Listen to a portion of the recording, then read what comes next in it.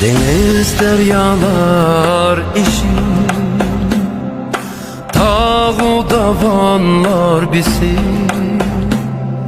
Ana yurtum makanim, diyarımda barğum baminim. Kimdi benim tükülgen, ata buam kümülgen. Qad kütürüp tik turgan Tangri tağni körgün baminin.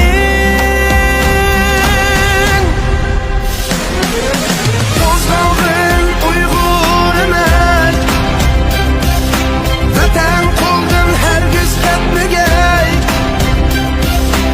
Ay yulduz bayrog'in ko'k yuzida ko'rgin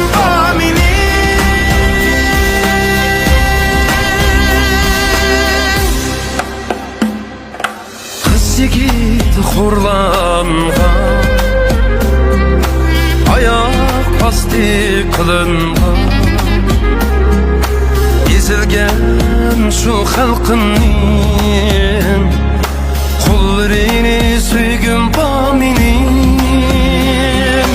Feryadim osmon falak to'kilgachga qon selda, ejderhanın ağzıdır vatanimni algın baminin. Qo'zg'alg'in Uyg'ur emas, Vatan qoldin hargiz ketmagay. Ay yulduz bayrog'in ko'k yuzida ko'rgin baminin. Qo'zg'alg'in Uyg'ur emas, Vatan qoldin hargiz ketmagay. Ay yulduz bayrog'in ko'k yuzida ko'rgin baminin.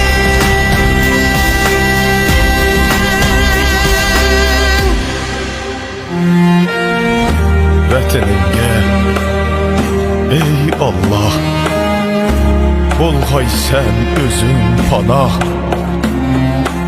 Məmmu hürlük ilkidə qaqaqlab bir külgün bah.